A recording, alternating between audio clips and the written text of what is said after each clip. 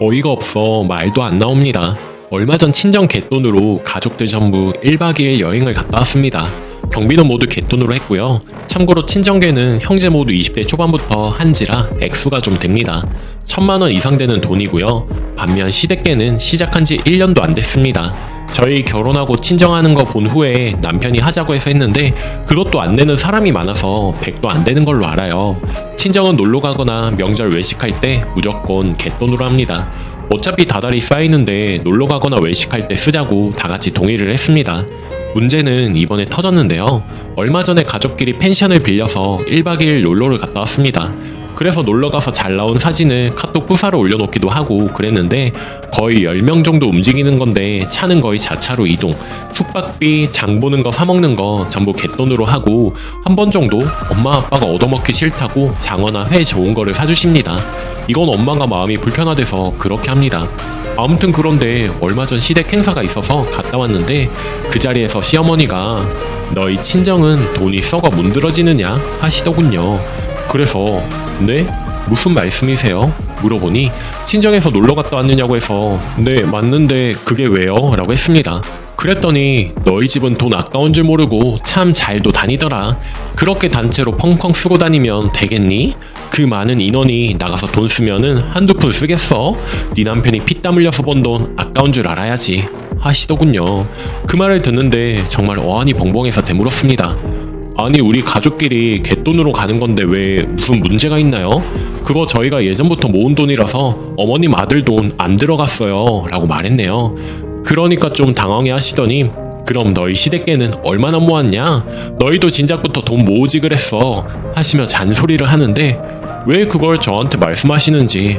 어머님 저희 결혼한 지 2년밖에 안 됐고 저희 결혼하고부터 시작한 거 모르세요? 했는데 시댁 식구 다 같이 모인 자리에서 남편이랑 주위에서 저를 좀 말렸습니다. 그만하라고. 아 참 저희는 예전부터 개를 해서 1000만원 이상 있고 그걸로 맛있는 거 먹고 놀러 다닌다고 하니까 그래도 돈은 그렇게 쓰는 게 아니래요. 와 말 진짜 안 통해요. 우라통 치밀어서 아니 근데 왜 저희 친정을 들먹이세요? 돈 잘 모아가지고 저희가 놀러 다닌다는데 어머님 돈 나가는 거 아닌데 굳이 그렇게까지 말씀하실 필요 없잖아요. 여행 갈 때마다 목돈 들어가거나 아예 아무것도 안 가는 것보다 현명한 방법이라고 생각해요 하고 나왔습니다. 그러고 집에 왔는데 며칠째 분이 안 풀려요. 우리는 이렇다 설명을 해도 못 알아듣고 기막고 자기 할 말만 하는 저 시어머니라는 사람 진짜 어떻게 할까요? 휴가하는데 참고로 시어머니 노후 준비 전혀 없고요. 지병이 있어서 보험도 없고 수익도 없습니다. 저희 부모님 퇴직하시고 건물을 사들여서 다달이 월세 받고 국민연금 받으시는 분들이고요. 후기 이전에도 시어머니가 잔소리하시며 본인 말만 하시는 일들이 많았습니다. 말하다 안 통해서 포기하고 말았는데 이번에는 친정을 들먹이니 제가 질러버렸죠. 그 길로 시댁에서 나와서 기분 나쁜 뒤 팍팍 내니 나중에 연락 오셔서는 그러시네요. 생각해보니 그렇게 해서 여행 가는 게 남는 것 같다. 너희도 돈 잘 모아서 우리도 여행 가자 하시네요. 참나 결국 본인도 보내달라는 말을 실토하시네요. 그래도 웬일인지 이번에는 자기 말만 하면서 자존심을 내세우지 않으시고 차라리 솔직한 게 나은 것 같기도 하고요. 그래도 할 말은 다 있습니다. 어머님 저희는 갯돈 꼬박꼬박 내는데 안 내는 자식들이 많아서 돈이 안 모이네요. 그랬더니 아무 말 못 하시더군요. 제가 이렇게 지르고 나오는 게 처음이라 깨갱하시는 것 같습니다. 역시 가만히로 보이면 안 되는 건가 봐요. 앞으로는 할 말하고 살겠다 다짐을 했네요. 모두 감사합니다. 댓글 다른 걸 다 떠나서 사돈댁한테 돈이 썩어 문드러지냐라는 표현을 했다는 것 자체가 완전 무례하고 예의가 없는 거네요. 간섭하는 것도 물론 잘못이지만 아무리 그래도 사돈인데 단어를 가려서 써야지. 진짜 소름 돋네요. 남편한테도 꼭 말해요. 이건 가치관의 차이는 제쳐두더라도 시어머니가 무례하고 실수한 거니 사과하라고요. 두 번째 사연. 남편 28살, 나 22살. 나이는 어렸지만 진짜 좋아했고 결혼해도 후회 없을 거란 생각으로 결혼을 했는데 현실은 냉정하더라고요. 남편이 1남 3녀 중 막내였습니다. 무조건 아들 낳아야 된다는 것 때문에 낳고 나와서 아들을 본 사례인데요. 100일 잔치를 무려 3일이나 했대요. 자식은 무조건, 특히 아들은 끼고 살아야 된다는 시엄마의 마인드 때문에 시댁살이가 시작되었습니다.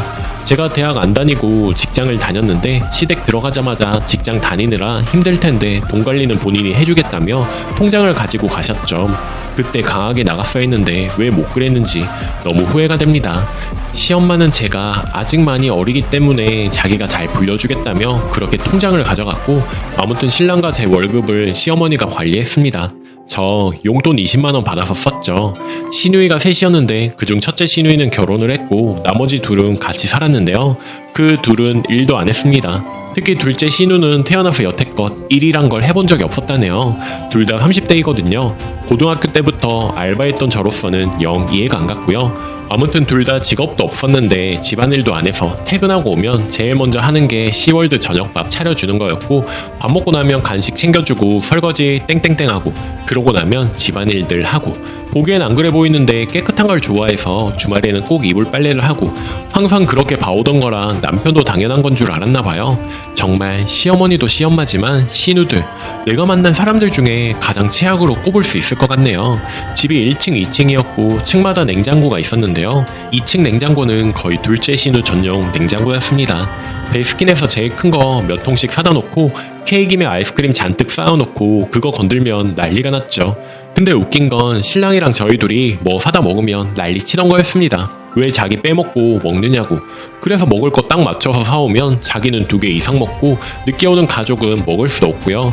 그리고 제 옷을 막 가져다 입었는데 시누들이랑 저랑 치수가 다른데 그냥 입어요. 그래서 못 입게 된 게 한두 개가 아니었습니다.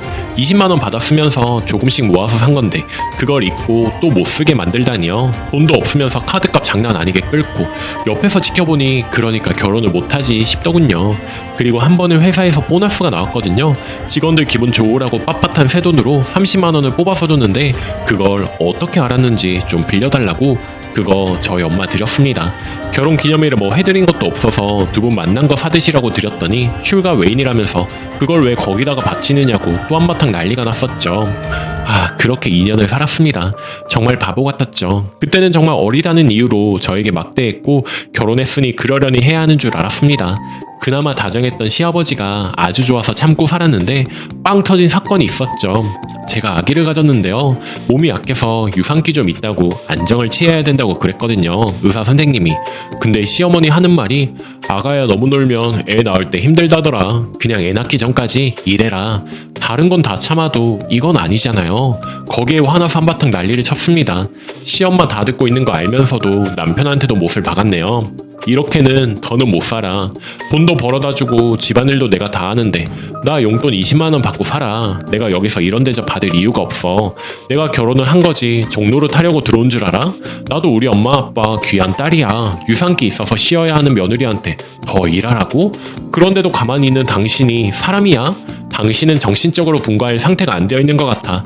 결혼하면 안 되는 사람이었다고. 이 결혼 나 유지 못하겠어. 그만하자. 하고 짐을 싸들고 친정으로 온 게 화요일이었습니다. 그리고 수요일 저녁에 신랑이 오더라고요. 자기 통장이랑 내 통장이랑 내밀더니 앞으로 저보고 관리를 하래요. 짐도 가지고 올 거라네요. 여기서 살겠다고. 엄마 아빠도 소중하지만 내 안에 내 아이가 더 소중하다고. 그러고 나서 오늘 아침에 시엄마 시누들이 번갈아가며 전화를 하더라고요.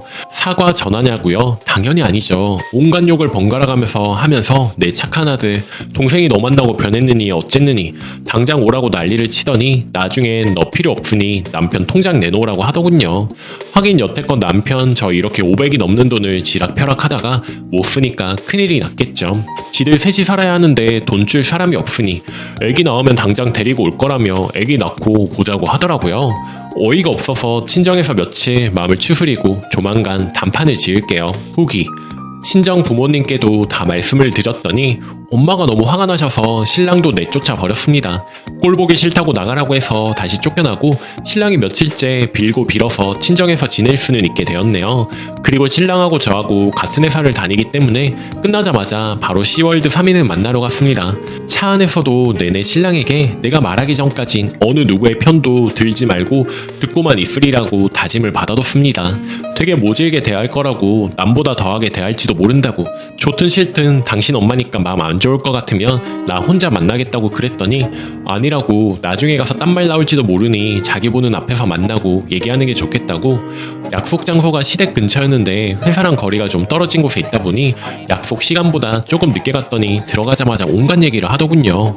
어른을 기다리게 했다느니 이런 경우가 어딨냐느니. 속으로 바로 대꾸하고 싶었지만 참았습니다. 제가 열을 내고 말해봤자 좋아질 게 하나도 없을 것 같아서요.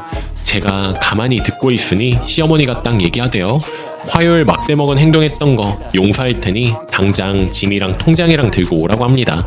네, 통장이 필요했던 거겠죠. 가만히 듣고 있었습니다. 갈수록 과간이더군요. 본인이 여태껏 관리해주고 먹이고 재워준 거 고마워하지 않을 망정 이럴 수는 없는 거라면서요. 제 남편에게도 내가 널 10달 동안 품고 있으면서 얼마나 고생을 했는데 이러시면서 신세 한탄을 하더라고요. 듣고 있다가 한마디 했습니다. 저 여태껏 2년 동안 살면서 팔돌이 다 했다고 생각합니다. 집만 제공해 주셨을 뿐이지 먹이고 입혀준 건 제가 한 거 아니었어요? 열심히 몸뚱어리 움직여서 돈 벌어오고 밥하고 빨래하고 청소하고 정말 열심히 살아온 대가가 이건가요? 다 늙어가는 시어머니 둘째치고 사지 멀쩡한 다 큰 여자 둘이 있는데 뭐 하나 스스로 한 적이 있던가요? 그리고 그렇게 기다리던 우리 아이가 가졌는데 몸 약한 며느리한테 씨라고는 못할 망정 이래서 돈 벌어 오라는 게 말이 되나요? 마음에 쌓아뒀던 말 다 했습니다. 처음 있는 일이라 많이 떨렸는데 참 속이 시원하더라고요. 그러니까 그러대요. 본인은 애 가지고도 일했고 애기 낳고도 며칠 안 쉬고 바로 일했다. 세상 여자들 다 하는 거 너만 유난 떤다고 어이가 없어서 웃음만 나오더군요. 저도 그랬습니다. 그동안은 아이 없이 완전한 가정 꾸리기 전에 연습했던 걸로 생각할게요. 이젠 우리 아이 때문에라도 완벽히 독립을 해야겠습니다. 저는 더 이상 시댁에 왕래할 생각이 없네요. 남편만 보내겠습니다. 그리고 용돈도 못 드려요. 여태껏 우리 번 돈 제대로만 모았어도 집 못 사도 전셋값은 충분했을 텐데 이제라도 알뜰살뜰 살아봐야겠습니다. 옆에서 가만히 듣고만 있던 신랑이 그러더라고요. 지금 자기에겐 저와 저희 새싹이가 가족이라고요. 그동안 당연한 줄 알고 해왔던 게 당연한 게 아니었다고, 그동안 자주 못 찾아뵙고 연락 못 드려도 이해하시라고 그러고 나왔습니다. 뒤에서 뭐라 소리는 치는데 그냥 남편이 잡아 끄는 대로 그냥 나왔습니다. 뒤도 돌아보지 않았습니다. 차에 탔는데 온몸이 부들부들 떨려서 눈물이 막 흐르는 거, 이런 일로 울고 싶지 않아서 꾹 참았네요. 저희 아이 때문에라도 강한 엄마가 되어야 하니까요. 저 이젠 정말 저희 세 식구만 생각하면서 열심히 살려고 합니다. 그동안 제가 얼마나 세상을 모르고 살았는지 깨닫게 되었습니다. 자기 일처럼 걱정해주시고 같이 화내주셨던 분들 감사합니다. 저 행복해질게요. 댓글 정말 잘하셨습니다. 말 아끼시고 최소한의 말만 하고 오신 거 멋집니다. 앞으로 꽁쳐놓은 돈 없으면 돈 없어서 죽는 소리 해댈 거예요. 지금까지 써오던 가락이 있어서 있는 돈 까먹을까봐 노심초사할 테고요. 남편분 마음은 아프겠지만 30 넘어까지 일 한 번 안 하고 남동생과 올케가 벌어온 돈으로 돼지 새끼처럼 살아온 두 인간 사람 만든다 생각하고 독하게 외면하라 해주세요. 아무리 못난 인간들이지만 그래도 남편 혈육이잖아요. 늙어 죽을 때까지 그 인생들 책임져 줄 것도 아닌데 사람 만들어놔야죠. 얼른 사람 만들어서 결혼을 하더라도 상대 남자들한테 미안하지는 않게는 만들어 보내야 하지 않겠어요? 글쓴이 두 부부께서 독하게 외면하고 모른 척 하시면 그 얼빠진 시모가 두 딸이라도 일터로 내몰 테죠. 이제 딸들한테도 효도 좀 받고 사시라고 정말 절대적으로 신경 써주지 마세요. 독한 것들이라며 두 눈에 피눈물을 흘려봐야 자기들 손으로 힘들게 돈 벌어봐야 저희가 무슨 짓을 한 것인지 뼈저리게 느낄 거예요. 지금 죽일 듯 욕하지만 정신 차리고 사람 되면 마음속으로나마 고마워할지도. 너무 많은 것을 바라나? 지금 다시 안 볼 것 같겠지만 글쓴이님 나쁜 분 아니신 게 그래서 느껴져. 조금 시간 지나면 마음 약해지실 것 같아 높아심에 글을 적습니다. 정 마음 불편하면 위의 내용처럼이라도 억지로 마음을 다잡으시라고요. 지금은 님의 가정 제대로 세우시는 데 집중하시고요. 딱 부러진 성격이시라 잘 해내실 거라 믿어 의심치 않아요. 더 편해지시고 예쁜 아가 태어나고 시간 나실 때 소식 전해주세요. 일면식은 없지만 함께 기뻐해 드리렵니다. 오늘 제가 준비한 사연은 여기까지입니다. 오늘도 낭만캐스터와 함께 행복한 하루 보내세요. 감사합니다.